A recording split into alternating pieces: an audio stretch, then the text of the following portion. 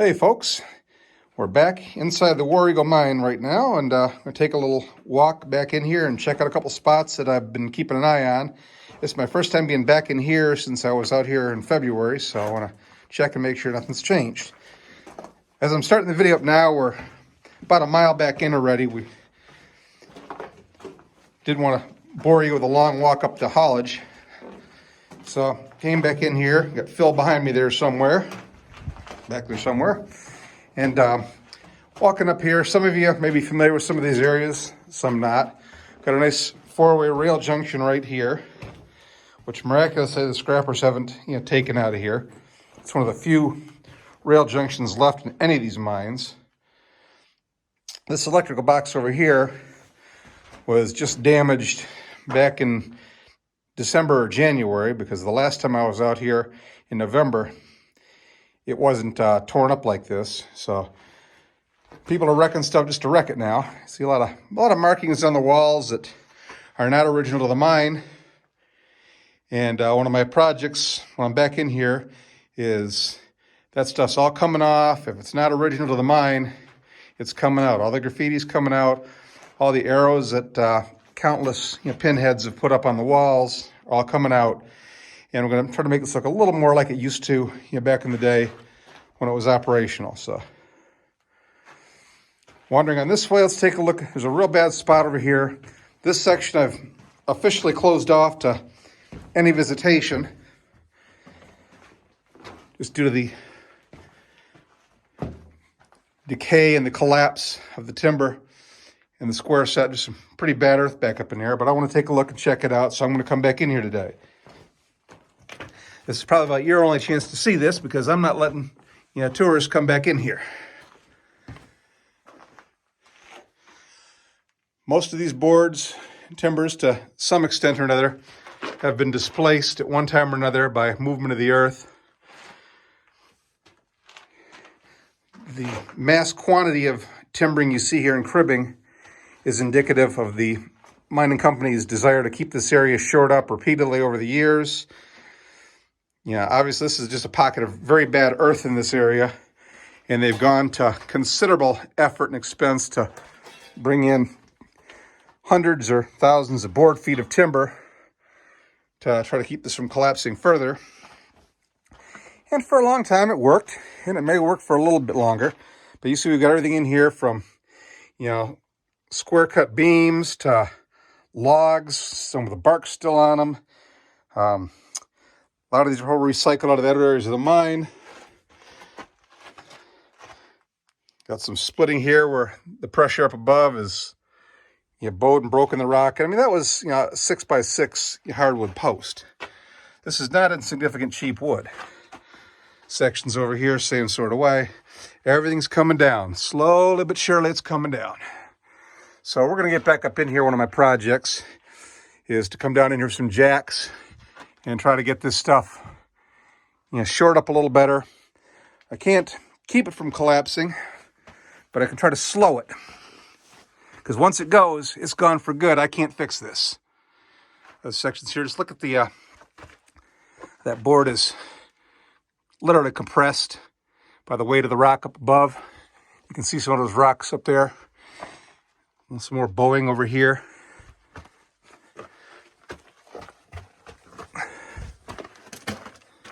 This is probably the worst section in the mine that I'm aware of so far.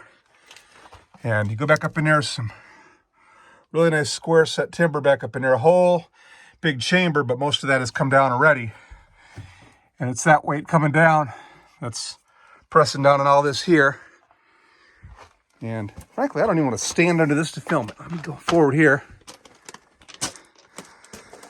Another big 8x8 square timber crushed.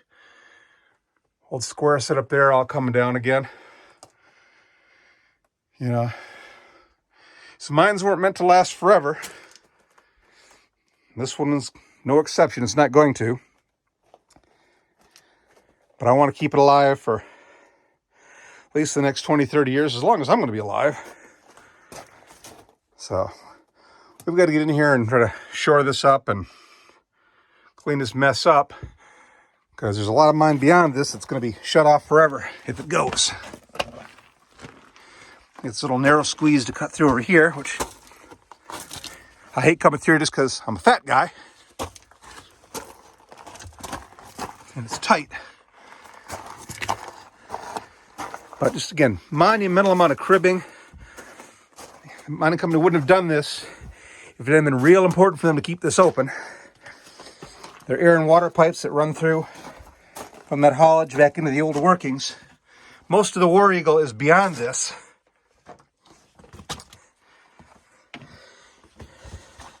That haulage way it came in was just built back in the 50s to provide another way of getting rock out of this mine.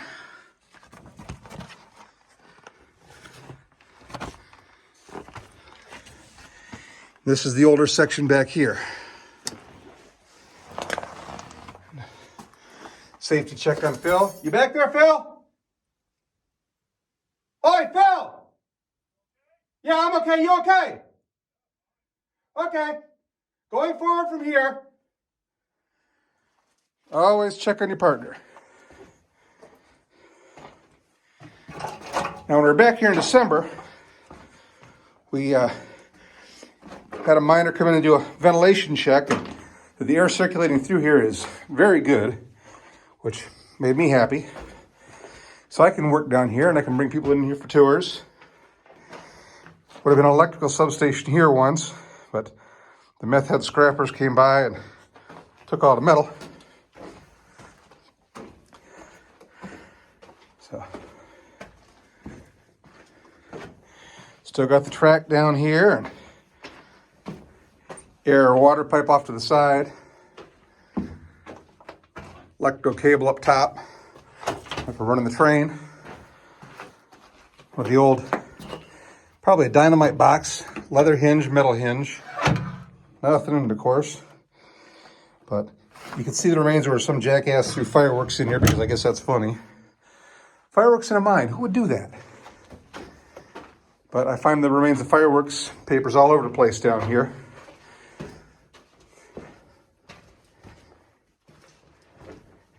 This is not the place you want to have a fire because, you know, you're sucking up the oxygen, you got to breathe. And even if it's not a problem to you right now, you create a pocket of carbon monoxide that hangs around for the next person to walk through. And if it doesn't move out for ventilation, it could kill somebody years later. So let's keep the fireworks and the bonfires and the torches out of these mines, mine and anybody else's.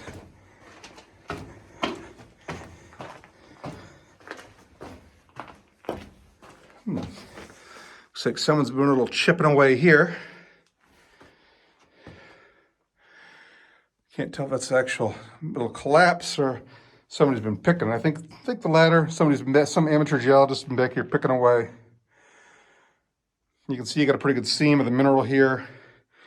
You know, survey marks where the old geologists were in here taking a look around. A lot of these markings you'll see on the wall here are from the last days of the mining when they'd come in here and they were taking samples to see if they could find anything else worth keeping it open for or reopening it. I guess they did that up through the 70s. But this mine shut down for good in 1957. So it's something else people want to think about when they come back into these mines. When's the last time this mine had a safety inspection? 1957 or 56. When's the last time anybody did any kind of structural rehabilitation down in here? Yeah, 57, 56. Yeah. Long time ago. Most of my viewers weren't even born in 1957. That includes me. I'm old, but I'm not that old. So, this has just been sitting here slowly decaying since then. It's not inherently dangerous, but there's still plenty of hazards here. There were hazards here in the 50s that have only gotten worse. So you want to be careful back in here. This isn't Disneyland. Well, that is to me. Just follow the track and the wire back around here.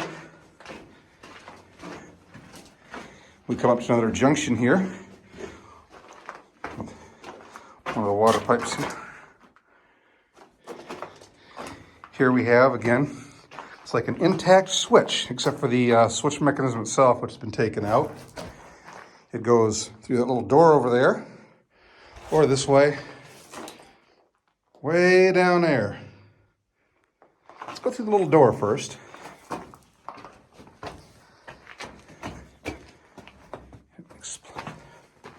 Explosives Trojan Powder Company. What's a little door in a wall, a window, which somebody's shift to the other side.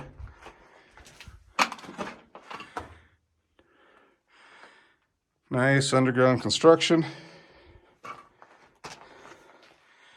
Oh, why do they sell kids magic markers? Coming through this door, which should have been probably ventilation, we arrive at a big hole in the ground, or a hole into the hole in the ground. That across there is a shaft that leads up to the original adit on the west side of the mountain.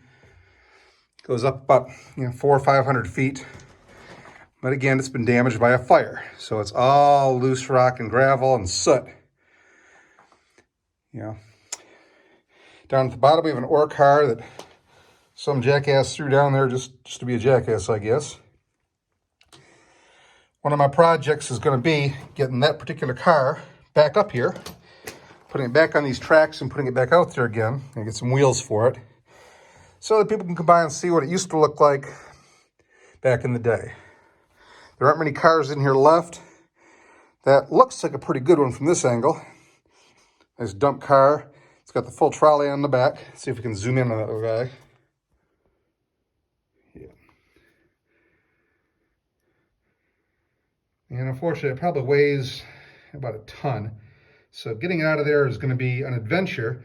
But I've already had some people who want to take a whack at it. And I'm inclined to entertain some offers from people who think they can get that out of there and can't afford to pay for it right now. But you want the ever-loving glory and a sign saying, I brought this car out of here.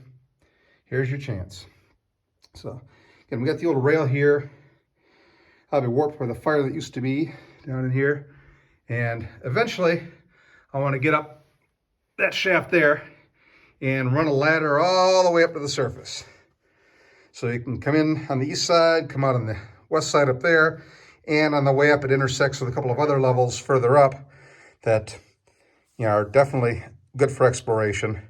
Right now, unless you're really a masochist, that's a climb that's not worth the effort. But we'll get in there again. So, turning around without tripping on the track and falling down the hole. Come back around this way. Oh, and by the way, for those of you who noticed, I am holding the camera sideways. Yes, after that last video I shot, where about 82 people wrote me and suggested, hey, turn the camera sideways. Hey, turn the camera sideways. Hey, why don't you try the camera sideways, okay? I got the message. The camera will be sideways from now on. I swear on my mother's life, I will not have the camera vertically and give you those awful shots again. So, walking back out of here. These tires are kind of high, so they're easy to trip over. Not sure where Phil got off to.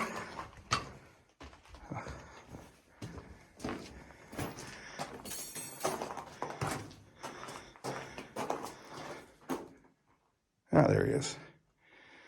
Okay, we're good with that one. He's good down there filming his stuff. He's also working on a video, Nevada Mountain Goat. I recommend his channel as well. Coming along this way. Follow a nice track, nice air and water line, some beautiful timber. For being as close as it is to the entrance, this is a remarkably unscrewed with area, and I love this. So I got a lot of hope for this area.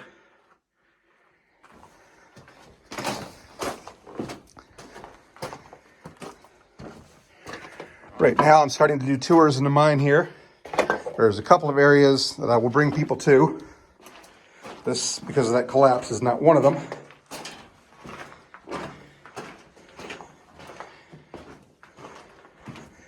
But eventually we will get that shored up and hopefully come back in here too.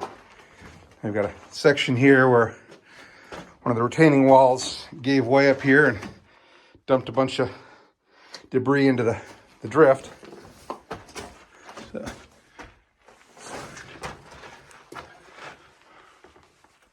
That's a long way up. A lot of rock, a lot of sand.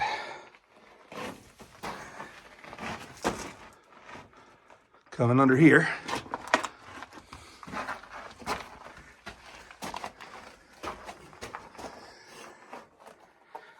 Got no footer down there, but some interesting nailed on headers up here that are rail spikes for hanging stuff on. Those nice folks down at the Tombstone mine there, Robert and Andrew, have been giving me lectures on how to do timbering, so they're going to be out here hopefully in the near future helping me do some work back up in here, and we're going to start setting some timbers and shimming the ones that are already in place and making it basically a safer environment so I can take people back in here and share it with folks. I can't do all this work by myself, but a lot of people are volunteering to come out and help, and I'm really pleased by that. Looking forward to having them out here. And we have another rail switch right here.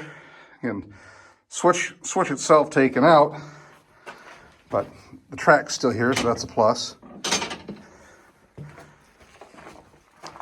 Doesn't go very far in that direction, just over to another chute that comes down. So we'll take a look over there real quick.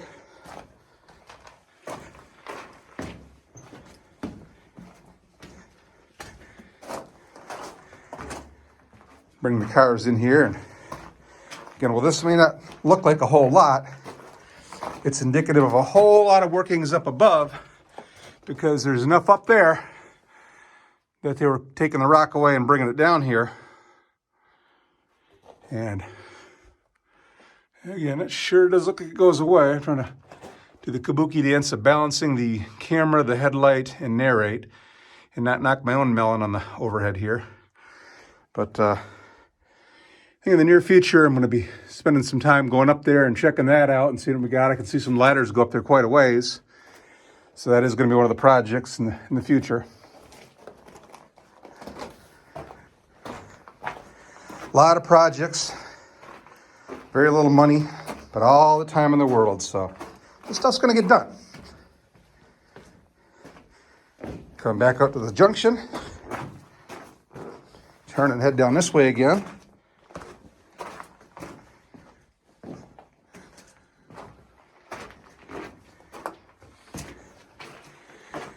And see, when I wanted to hang stuff in the past, like light cables, you just drive a chunk of wood up into a hole in the ceiling and hang your stuff on a nail.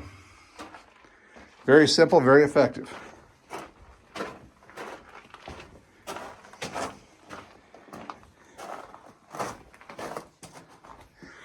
And of course, litter from a jackass. So, Winston box. Clumsy. As I pass through the mine, I take this stuff out with me. So it doesn't belong here. But it seems like every time I come through one of these areas and clean one up, I come back through a couple months later and it's back or more.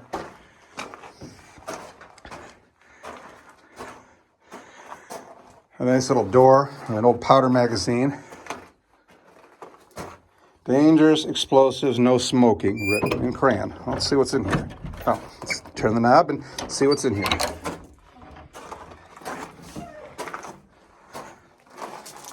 Again, it goes back far enough that it's got track on it, so. That's not just a magazine, this is something else. A little collapse out of the side here.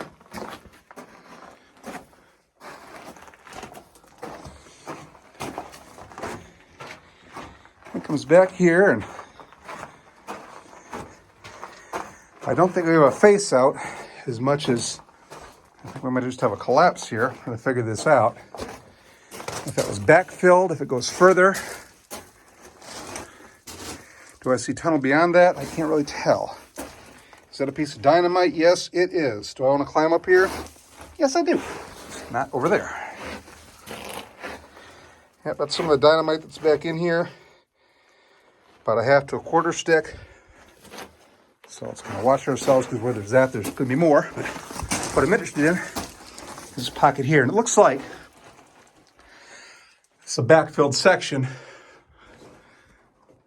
Goes up there a bit, but I'm going to come back in here with some shovels and pull down this dirt pile a bit and see if that opens up into anything. One never knows till one knows.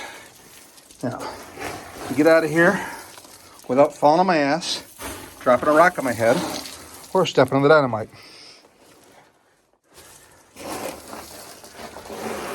Most of the dynamite back here, you know, it's not going to be full strength, but it is unstable, it is volatile. It can theoretically still blow up, and I'm not willing to take a chance on it.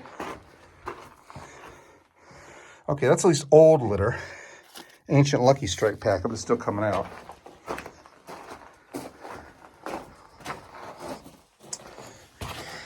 Now that's what we've got here. Smooth as this is a piece of faulting rock, and that whole bit above the faulting rock kind of caved and fell down here. So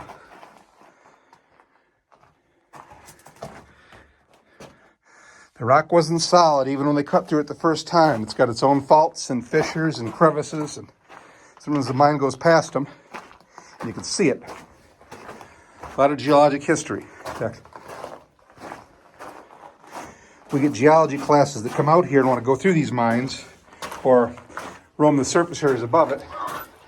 And I'm all about that. I mean, if you're a class, you want to learn something, you want to study, come on out. You're welcome. Just touch base with me first. We'll arrange it. I'll know you're here. Life is good. More beams. Old ventilation pipe. Small rail gauge. Something made out of wood. More vent pipe. Another water bottle I got to get just because it's here and that irks me.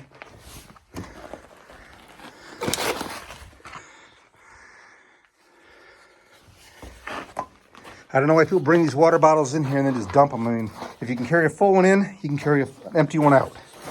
You crunch it up and put it in your pocket, like this. Crunch it up, put it in your pocket, take it out. Or better yet, don't bring it in the first place. One thing I've already decided is I'm not allowing plastic water bottles in here because it seems like none of them ever make it out again. It's like the Hotel California for water bottles. Going further down our drift here.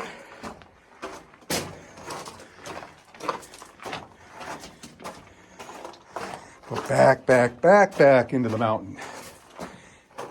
I've got, again, chunks of wood up here in the ceiling with little bits of metal to hang stuff on. Probably would have been a vent pipe here at one time. See some of those big corrugated vent pipes. Some shot holes over here where they would have drilled for the dynamite.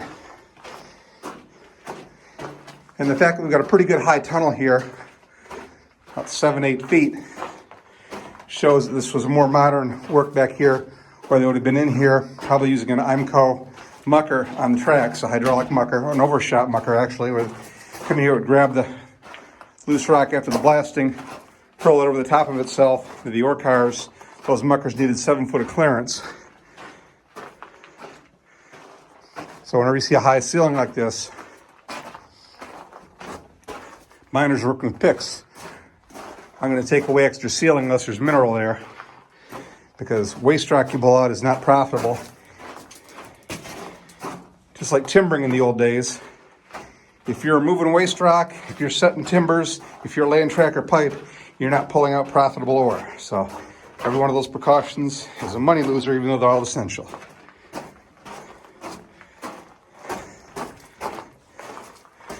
Now we're back here. We've got another face out. This one I think is legit. So at this point, I'm going to turn around and walk back out, and we'll shoot another video when I get back to something you haven't seen yet. And I'll catch you on down the road to the next one. Until then, it's your host, Chris Adams, signing off, walking around.